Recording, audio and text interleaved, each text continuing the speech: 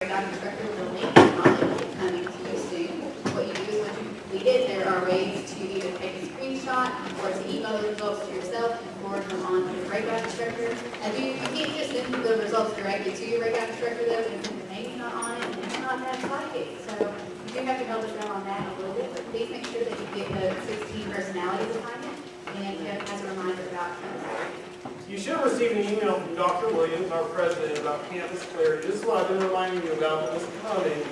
That email didn't have a link to try to yourself. We didn't even send us a link. How can we do the training? The training doesn't open until next Monday. You will receive a separate email from Campus Clarity, or possibly it'll be labeled Law Room, or the other name of the company. And that will give you your login so you can start the Campus Clarity training. That training will take you probably 60 to 90 minutes to do. If you get credit for it in this class, it's worth points. It's something you definitely want to do. That is all related to sexual violence elimination. It's part of what we're talking about today. And so I want to tell you up front, today's subject matter is serious. It's adult content. And I want to tell you right now, go ahead and put your devices away. And I mean put them away, not just in front of you off. Put your devices away, in your pockets away, take your headphones out. And if you leave your devices out and want to touch them and play with them, I'm going to be by to remind you that they need to be put away. That's warning one. Warning number two, I'm going to ask for your sheet. You're going to leave the room. So I just want to tell you up front, if you haven't been paying attention, if I have to warn you about your device more than once, you're going to leave and you're not going to break out. And yes, I can do that. So even if you paid for the class, it doesn't matter. You're expected to be paying attention and not playing with those. I will tell you this content may make you uncomfortable. And if it does, there's always somebody to talk to. You can come see me, you can go to counseling center. At the same time, it's meant to make you think. One of the beautiful things about college education is you get presented with ideas that sometimes make you uncomfortable because you're in an environment where you think about it and consider it and talk it through. Today's one of those days. We are very fortunate to have somebody from New Beginnings here, Ms. Rhonda Howard. And at this time, let's give Ms. Howard a warm welcome, and she's going to talk.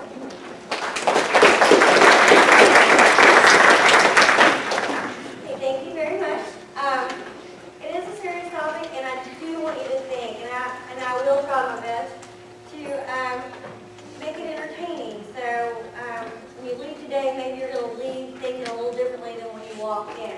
I'm going to be talking about a topic called green dot. I don't know how many people have heard of anybody heard of green dot before? Little green pain. Okay. Good. That means I'm doing my job. And it's a little different than what you're used to. It's not me up here telling you about stuff. It's me up here giving you the opportunity to make a choice for you, to make a choice for your community. And I always start out and I share a story. And my story comes from when I had to learn how to do green dot. I actually had to go through a training in Frankfurt. It lasted like 5 days, 5 hours a day, as long as. During that training, I had to write in a journal. How many people are like fans of writing in a journal? There's people, I mean, yeah, I like to do it. How many people are fans of writing in a journal when somebody makes you write in a journal? Maybe not so much. I remember doing that in elementary school. Okay, so I had to write in my journal about my connection to ending violence. Why was ending violence important to me? And on the first day, it was really, really easy. So on the first day, it was like, well, I have kids, right? Now, I hate it when somebody hurts my kids. It hurts me also. I want to keep them safe. I don't want them growing up in a world where, they're going to get hurt. And on the second day, I'm like, okay, even if they're not my children, it's people around me, kids that I've taught, or people that I know or work with, that would also hurt me if, they got hurt. So I would want not just people in my family, but other people that I know. I want to keep us safe, the community. I want it to be safer. And like on Thursday, I'm like, okay, I watch the news, and sometimes I bawl, and I see people I don't even know, and they're hurt. I'm a crier. I cry a lot. And so I did that. And on like the fourth day, I was really struggling. Like, what am I supposed to write about? So I did a thing that I used to teach elementary school. And with my kids, I would make them, I don't know, y'all might remember this, I'd make them pictures. They were having a hard time writing something. I'm like, well, picture it in your head. And just start writing down everything you see in your head, that picture you see in your head. So I started doing that to myself. I'm like, just picture the stuff in your head. So I started picturing balance.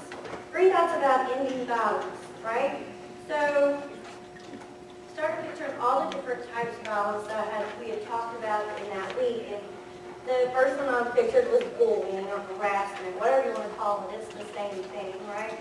And I started picturing that. And even in my images in my head, I overanalyze. So even those pictures, I'm like, that picture isn't even correct. I know what bullying is. But the picture I got in my head, anybody want to share their picture? Anybody brave? Adoption. I got that picture of the typical bigger bully dude, big guy, and the little bitty scrawny guy. And yeah, he's like getting ready to hit him. I got that cartoon picture in my head, so I'm like, right, so then I'm analyzing my pictures, and I go through dating violence, and I do that with all of that, and I realize all these pictures in my head probably aren't exactly true life, but that's okay. And so then I get to the harder one, sexual violence. So I'm thinking about sexual violence, and sexual violence is a hard topic for everyone. And the image in my head is totally different, and something pops in my head that I wasn't expecting. And I'm going to share that image with you. And to be able to do that, I want you to imagine that you're at a big wedding. So one of those big weddings, I always say big Catholic weddings, I'm Catholic, but it doesn't have to be Catholic. It's one of those weddings where you have like 7 or 8 bridesmaids in a big goofy peach from ugly color dresses. And you made it through the wedding, right? And so I want you to go to the reception. It's one of the big receptions. You walk in, and it's got a DJ, and it's real loud, the music's playing, and then there's all kinds of food, a buffet in one area, and you got the cake tables everywhere. And over in another corner, there's the alcohol section. You got a couple of kegs, some wine, some bottles of whatever, all types of alcohol. So it's a big party situation. Alright, so imagine you're there, you do your thing. So usually I do my thing, is what I do is I go in and I grab a big enough table for everybody because I want people that I know, my cousins, everybody sit next to me, or I look for them. So you go in, you get you a nice spot, you sit down, you do your thing, and say you're there, you ate some food, and you're having dancing, everybody's dancing. And you look up on the dance floor and you notice 2 twins are dancing. And the reason you know is because they're twins, and they're like maybe 12 or 13. They're dressed exactly the same. They look identical. They're identical twins. And you point them out, oh, they're cute, twins dancing. And so you notice that. Most people notice twins, especially if they dress alike. They don't do that. Not too many do that anymore. And then you go and you get the cake, you're eating your cake. You look back up and you notice that the twins have separated. So you notice that one is still dancing on the dance floor, having a good time, and the other one is in the corner by the alcohol talking to a much older guy from the wedding. And you do that thing like most of us was doing, like, oh, it's no big deal, it's probably her cousin, or they probably know each other. He's in the wedding, he's got the bow tie and stuff, like Lucy does, and he still has his little white shirt on, so you're like, that's no big deal. But you happen to look over again in like 15 minutes, and you notice that this time you see him slipping her his cup. So you're pretty sure that he's giving her drinks of his alcohol. Now remember, she's like 7th or 8th grade. The guy's older. He looks much older. So you're looking at it. He can be like 20, 21. So the first thing in your gut, you're probably going, well, that's not good, right? That shouldn't be happening. But you do what everybody else does. This is none of my business. Her parents are here. Somebody has to be watching her. Somebody's going to take care of her. And you go about and you do your thing. It's been about 45 to an hour. You notice that, you look up and you notice that he has got his arm around her and he is walking her out a back door, and she's clearly intoxicated. She's stumbling a little. She has a hard time standing up. And you know, outside that back door, it's an old Catholic school, so it's just a bunch of hallways and the lights are on, it's dark. So in your gut right now, you know, once you go out that back something bad could honestly happen. And so I usually stop at this point of the story. Because if we know what happens when she goes out the door, if she's sexually assaulted, she could go to a place like New Beginnings. That's where I work. We're a rape crisis center. We serve men, women, and children who've been sexually assaulted. 70% of our clients are under the age of 18, by the way. And she could seek help if that was to happen. But the reason I tell that story is not to tell you about New Beginnings, but it is a good way to get that in there. But it's because this is my story. This story happened to me. That was me when I was 12 years old. And I had totally forgotten that story. I remember, when I remembered the story, when I was writing in my journal, I remember doing the whole thing, like not wanting to remember it when I was little, wishing the memory would go away. And I know that at my age, when I was 12, I probably wouldn't have told anybody. And the majority of the time, people that are sexually assaulted do not report it. They're too scared. I would have been too scared. I wouldn't have known what to do. And I would have thought I was going to get in trouble because I was drinking alcohol and I know I wasn't supposed to be drinking alcohol. All those things are true. I probably wouldn't have. I don't know. But my story's different. And what makes my story different is that instead of, like when I was making you imagine that you were a bystander watching, there was actually a bystander there, and that's exactly what that person was doing. But instead of saying, it's none of my business, I'm not going to do anything, or somebody else is watching them, whatever most bystanders say, that person made it their business. He or she got up, got my father, got my mom and dad, and my dad came out and got me. And I remember as when my dad came out in the hallway, I remember the guy being up on top of me, getting ready to kiss me. I was 12. To me, that was a big deal because I'd never been kissed before. So that was a big deal to me. And being really, really scared and really, really happy to see my dad at the same time. The thing, though, that makes the story so great is that person did a green dot. Did a green dot, didn't even know they were doing a green dot. By making it their business, that person changed my life.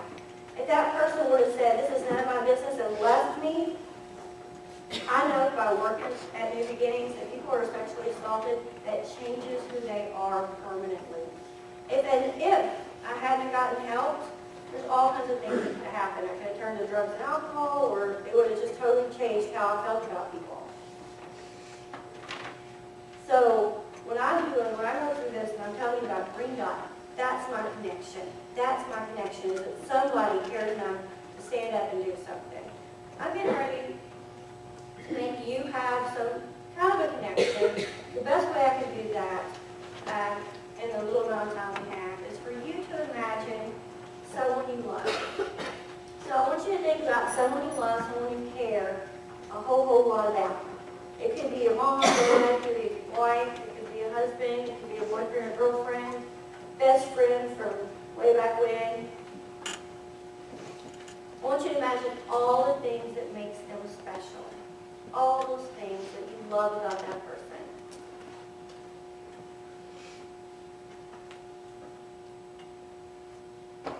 Now I want you to imagine, just for a little bit, that there's someone there trying to hurt that loved one. It could be at school, it could be at a party, it could be at work. But there's someone there that wants to hurt them in some way. Now, put a bystander in that image. There's another person there watching as your loved one's about to be hurt. And they could do something. They could step in, they could pull your loved one out of the way. They could call 911. They could do something, but instead, they turn around and they walk away. And they leave your loved one there to get hurt.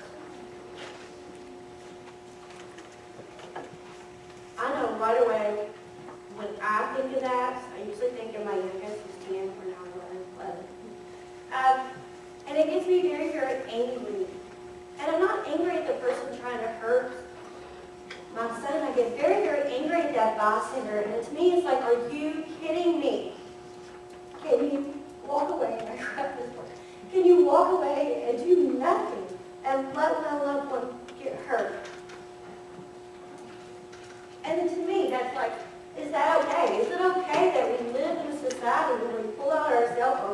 we take pictures instead of stepping in and doing something. Or we video it, or we make a mean comment on somebody's page that we don't even, or status or whatever, that we don't even know. Is that okay? Is that the place we want to live? And to me, I say no. So, I'm going to tell you those truths with a capital T. The statistics, you don't have to memorize them or anything. It's just saying, this is how big this is.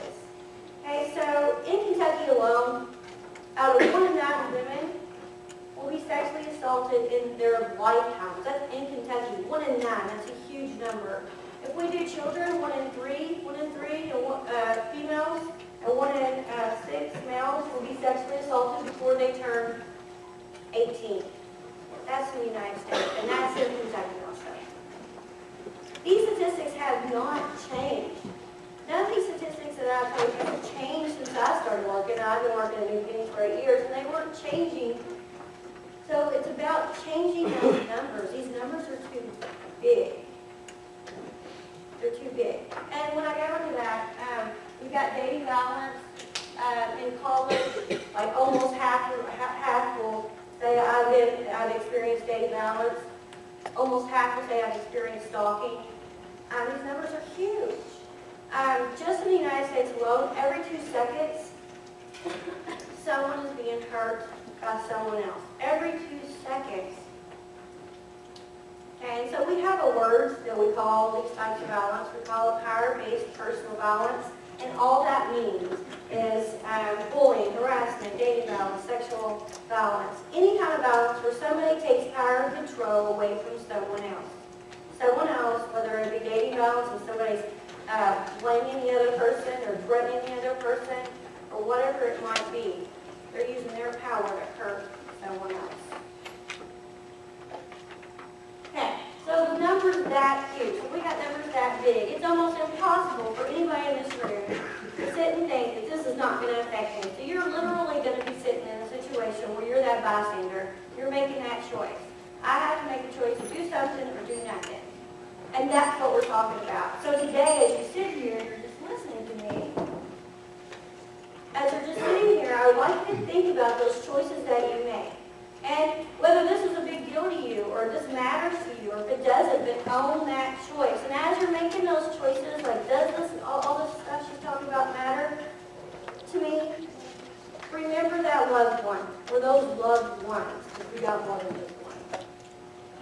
And remember that that loved one, at the rates that the numbers are now, literally will be in a situation, that person that you imagine that you love, could possibly be in a situation where they're counting on a bystander to make a choice.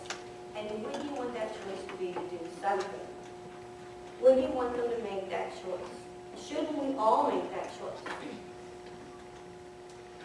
Okay, so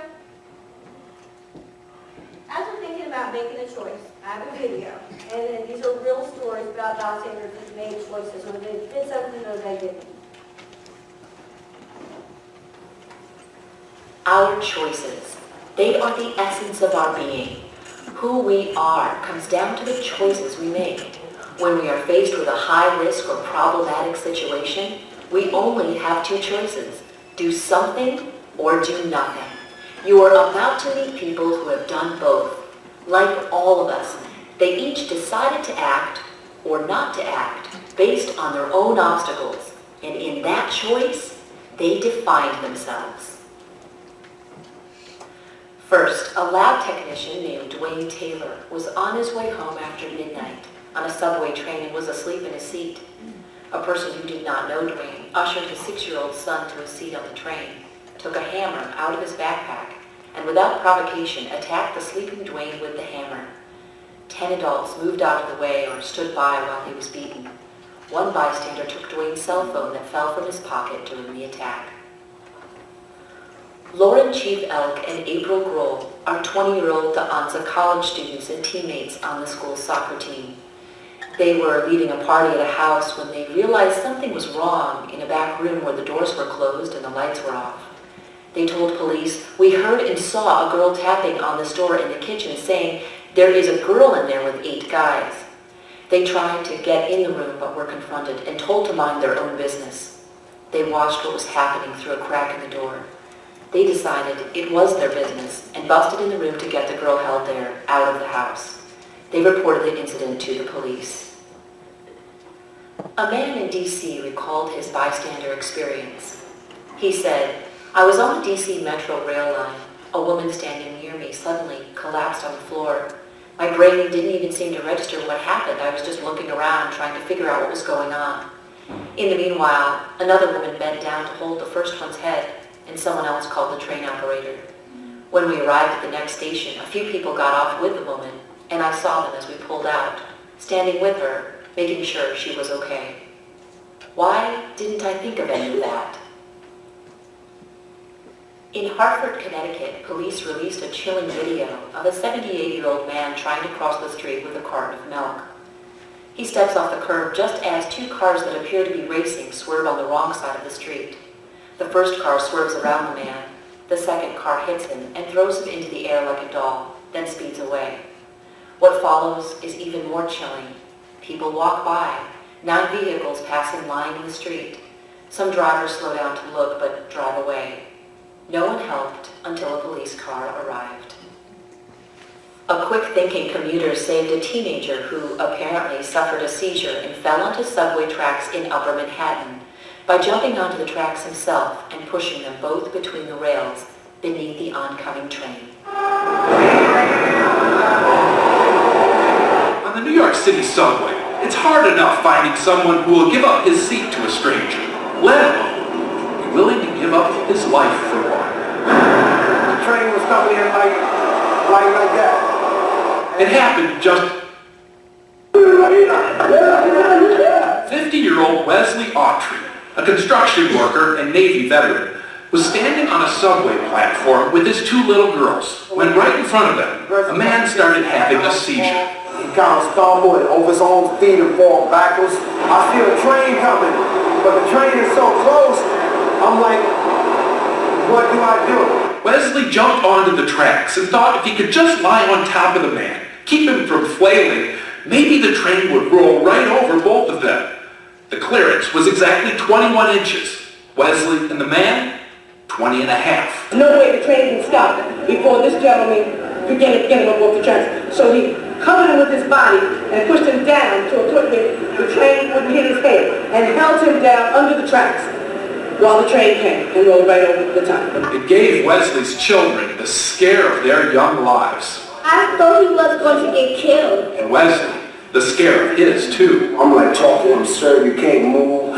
I got 2 kids up here looking for the father to come back. I don't know you, you don't know me, but listen, don't panic. I'm here to save you. As for the guy Wesley saved, he's 20-year-old Cameron Hollander, and other than a few scrapes and bruises, his father says he's doing fine. Mr. Autry's instinctive and unselfish acts saved our sons. The word hero gets thrown around a lot nowadays. What a better way to say to start off the new year than to save a life. Nice to be reminded of what one really looks like. Steve Hartman, CBS News, New York. Each of these individuals faced a crisis, and each had their own internal obstacles. Some chose action, some chose inaction. This isn't about judgment or criticism. This is about you taking a breath to sit with the question, how will you self-define? When bystanders make that choice, when you make that choice, when you see something, you have that choice, that's what that's called. And you can call it whatever you want. But other people, when they see you make that choice, that's how they define who you are. That's how you define who you are. When you go to bed at night and you think about what you did during the day, those choices that you made, tell people and tell yourself who you are, who you want to be, who you want other people to see you as. Very important. Hey, we're talking about all this stuff. We're talking about ending violence. We're actually talking about a cultural issue. Like we got numbers 1 and 3. Okay, those are big. We're talking about changing them. We want to change those. We want to change the culture. And so when I was told I'm going to be the only person in this area and I'm going to be changing the culture, I love that picture I picked it out. It was me going, what are you talking about? And a lot of times that's how we feel. We stop before we even get started because we feel like it's too big. That's make a difference. And I'm getting ready to show you how that works. First of all, culture changes all the time. If you think about what you were wearing your freshman year in high school, and how you did your hair, and the music you listened to, the video games that you played, things have changed in that amount of time, quickly, right? So hopefully you're still not playing the same video games. I think my son will play Minecraft for the rest of his life. I don't know, but it's possible. But hopefully you notice that all these things change over time. These are little changes on an even bigger scale. 50, 60 years ago, things have changed dramatically. Civil rights, women's rights, all kinds of things have changed. Huge changes that's made a difference in all of our lives, how we live today. And we have some important events and important people that help make that change. So how did it happen? And the question really isn't, can we change the culture? The question is, how can we change the culture? How did they do that? How can we make that happen? And I've got a really easy example, and I'm going to use Facebook, because Facebook did change the culture. Whether you're on Facebook now or not, it doesn't really matter. It changed our culture. So 10 years ago, there was no Facebook. Nobody even ever heard of Facebook. That's amazing, right? Now everybody, you can't, even whether they have it or not, you can't talk to someone, maybe. Not even my mom, she's 82. You can't even talk to people and go, you know what Facebook is? And most people are going to go, yeah. Okay? It's changed that dramatically. So how did that happen? I'm going to walk you through kind of real fast. And if you watch the movie, I'm going to make up stuff. That's okay. I'm just walking you through how culture changed with Facebook. All right, so there's this guy, Mark Zuckerberg, and I say his name wrong, just go with it. And he was in Harvard, and he was bored one night. He was really smart, and he had anything else to do, because I'm using a stereotype of saying smart people sit in the room. It's so bad. Okay, cool. Okay, in his room, he had anything to do. And he decides that he is so tired of looking at this book that has all these faces in it, and they really had them Harvard people. And he decided that he is going to make a social networking site that's where you can just look at everybody that's in Harvard automatically, and you can do all these wonderful things and get to know them. So he creates Facebook, boom, like that, because he's that smart. And then he got on Facebook, and he made his very own first account. It took like 2 minutes to put all the stuff in there. I don't think it has to, whatever that's for. And he made his very own first account. Has he changed the culture? No. He's the only one that's got an account. He's the only one that knows about it. He hasn't changed the culture yet. All he's done is make something. I could sit in my room and make some kind of thing out of toothpicks. Did I change the culture? No. Nobody knows about it. All right. So he takes it to class the next day, and he shows 30 of his friends. And they're all like, ooh, that is so cool. I want a Facebook account. And so they all take the 2 seconds it takes to open up a Facebook account. There's 31 people now that have a Facebook in Harvard. Have they changed the culture? No, not yet. Okay, so let's jump forward. Those people take it to their next class, and those people take it to their next class, and all of a sudden you got like thousands of people. I don't know how many people in Harvard. I don't care. Thousands and thousands of people in Harvard that have a Facebook account. Have we changed the culture? Y'all scared to answer the answer. Yes. In Harvard, we have changed the culture. So in Harvard, in that little community, we changed the culture. But in the big wide world, no. So what happens is these people in Harvard go on Christmas break, and they take all this stuff home with them wherever they live, and they show their mom, their dad, their best friends, and their brothers and sisters. And now you've got like all kinds of people all over the world that have a Facebook. So you got like millions of people that have a Facebook account. Have they changed the culture? Yes. We have family changed the culture. Doesn't matter what number of people, like was it 2 million, was it 3 million, was it 100,000? That doesn't even matter. What matters from this, what Facebook has taught us, is how did it happen? If he had sat in his room and never told anybody, our culture wouldn't have changed. If those first 30 people didn't care, our culture wouldn't have changed. What changed the culture is we had enough people making that choice to make a Facebook account. Enough people decided they wanted to change what they were doing and have a Facebook account. That's how it happened.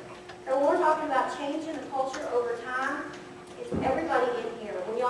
choice to do whatever, whether it's Facebook, Instagram, Tinder, whatever you're on, I don't know, it don't matter.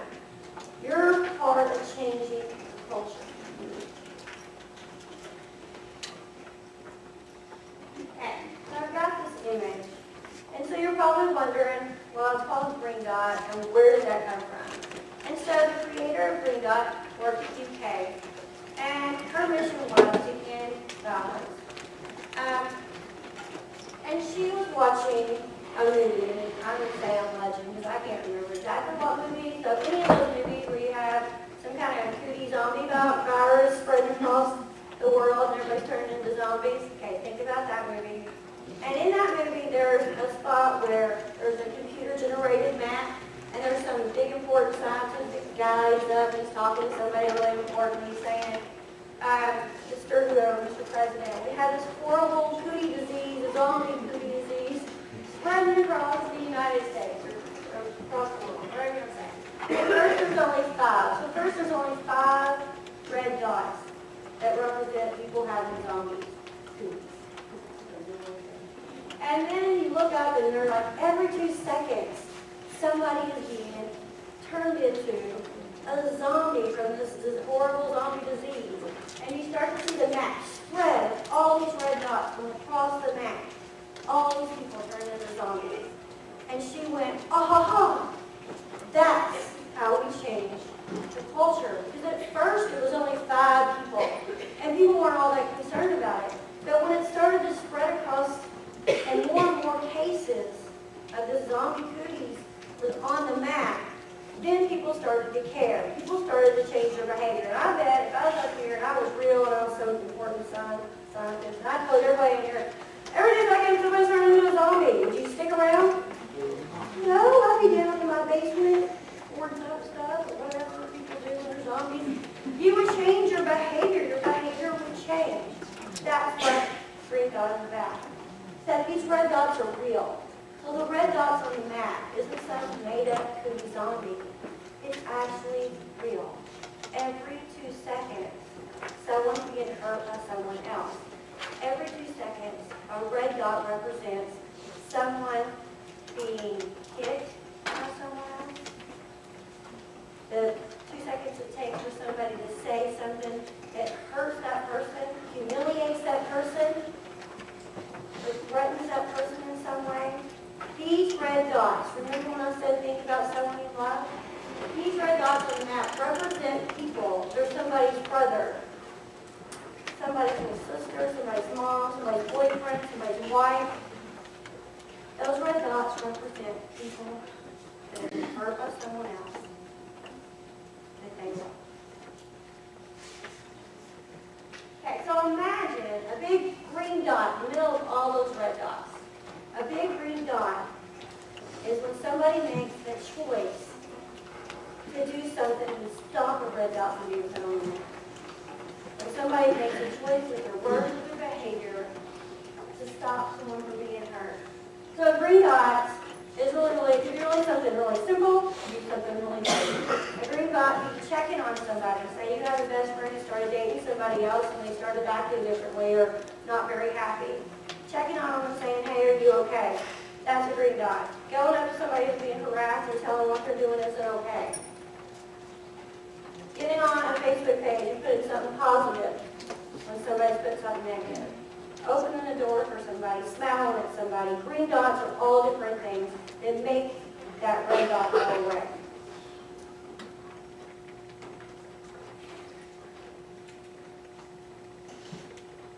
Okay, so one of the best things about Green Dot is that we're not asking you to change your whole life. Like, I'm not going, go out there, put on your Green Dot tape, run around and give red dot tickets to people that are doing red dots. That's not what we're asking. A green dot's really simple, and it only has to affect your life when you need it to. So with the people that you hang out with, and the places that you go, and when you can do a green dot, when you feel like you can do a green dot, if everybody did 1 or 2, 7 or 8 or 100 green dots, go back to 1 or 2. If everybody did 1 or 2 green dots, that would easily start changing our culture. Just like when everybody started doing Facebook. We changed our culture over time. Everybody started with a green dot when they could. Our culture would change and living in a culture of violence, thinking it's okay to live in a culture where violence is reduced. Okay, so doing green dots, I'm going to say, they're not that easy. We have all these obstacles. I'm going to let you watch a video about what these obstacles are and why they stop us from doing green dots.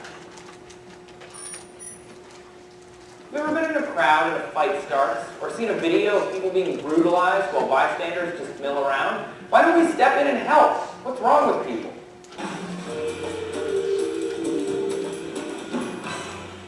Hey there friends, thanks for watching V News today. I'm Trace.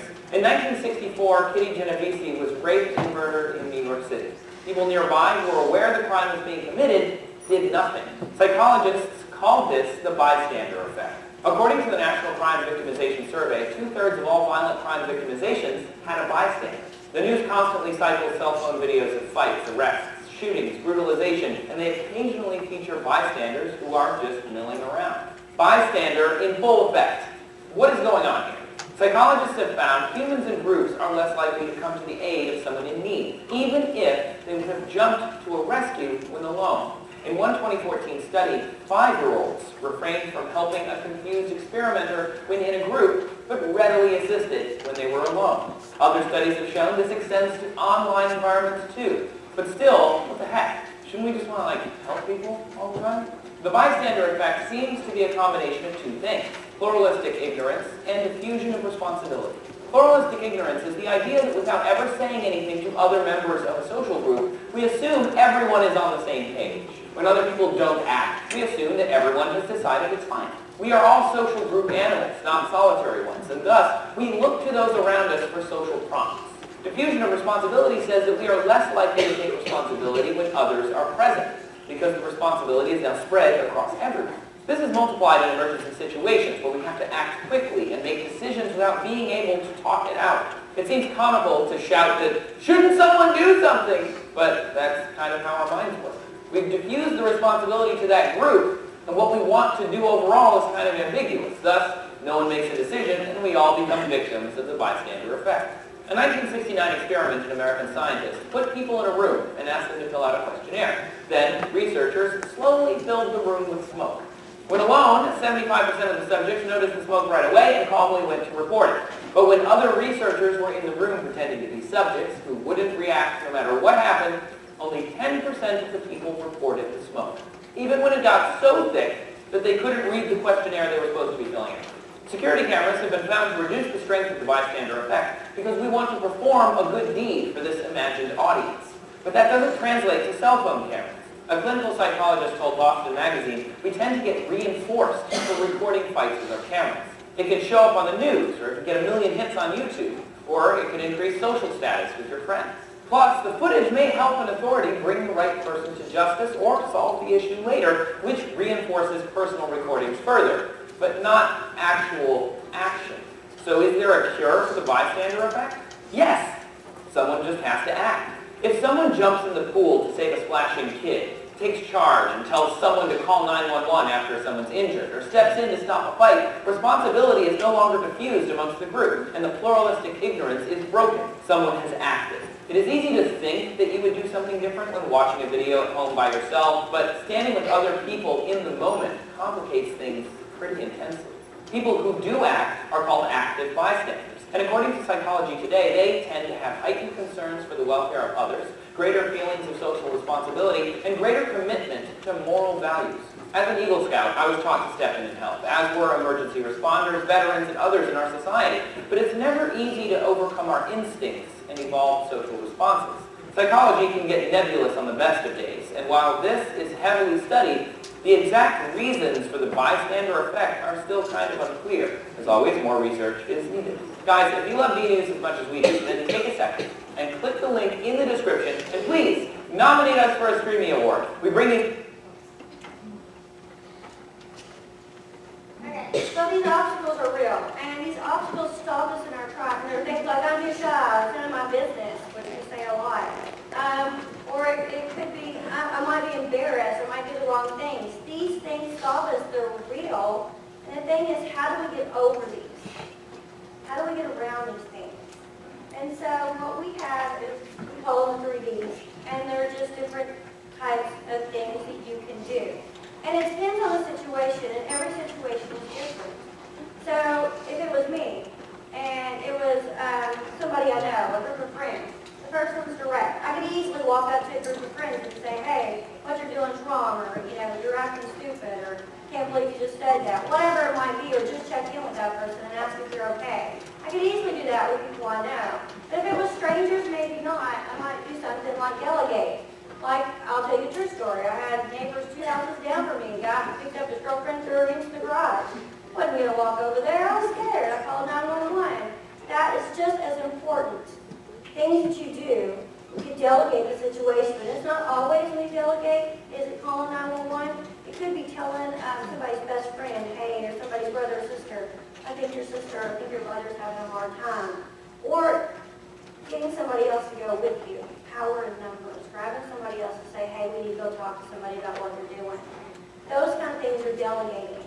And then the last one's distract. It's my favorite. So a lot of times we want to save face. We don't want to say, oh, I don't want to get in your business, or I don't want to look like that dork, that narky person, that snitch, whatever you want to call it. I don't want to be that person. You can easily distract the situation. That is, start up another conversation. If you see something, walk up, trip, you're at a party, pour your drink on them on accident. Whatever it is, but you're distracting the situation, and you're also getting that person out of the situation. I got a perfect video of a guy in New York that did a distract. A woman on a New York subway thought a man was following her, so she confronted him, which led to this.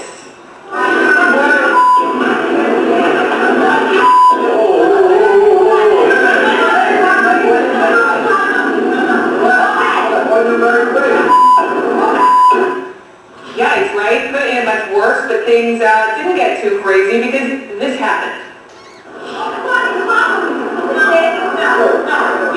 Another passenger, eating some chips, steps into the middle, doesn't raise his voice, doesn't get physical, doesn't even break his chip-eating stride. He just stands there to give the party's involved enough time to cool off. Not a lot is known about this guy. He's been dubbed the snack man on the internet. What prompted him to get involved? Why is he eating chips out of what looks like a popcorn bag? All kinds of questions. Whatever the answers are, it looks like the city now has a new nonviolent hero. So thank you, Snack Man, for teaching us an important lesson. It's always better to have a chip in your mouth than a chip on your shoulder. That's it from the Owensboro Poll. But Anderson Cooper starts right now. He's like my favorite. He became famous. He was on Ellen, the Today Show. And it was easy, just doing a random act that everybody's like, what? Okay, those are easy ways to stop someone from being hurt. The next image is one of my favorite images. Takes what we just said. You've got all your red dots on this side, and that's all the people that's already been hurt in your community or wherever you're at. And you've got your red dot generator. Yeah, I think that's a plug. Red dot generator, and he's about to hurt the victim, or she's about to hurt the victim in some way. But that's not the end of the story. A lot of times that's what we see, a victim and somebody doing the hurting. But we have all of these bystanders that hold that power in their hand to stop that next red dot, to stop that loved one from becoming a red dot on our map. All they have to do is step up, do an easy green dot, get in the way, distract, do something to stop that person from being hurt. But first they have to do something. They have to, if they stay down here where they are, our world stays the same. Somebody has to be that one that gets up and does something. Okay, so what I will leave you with, and what I'd like to say is, hopefully I left you with some things to think about, and when we come to that point, we have to make that choice as a bystander to do something or do nothing. You leave today and you make that commitment, like at least I'm going to try. I'm going to try to make a commitment to do something to change the world. And so I'll leave you with, what's your green dot going to be? Thank you.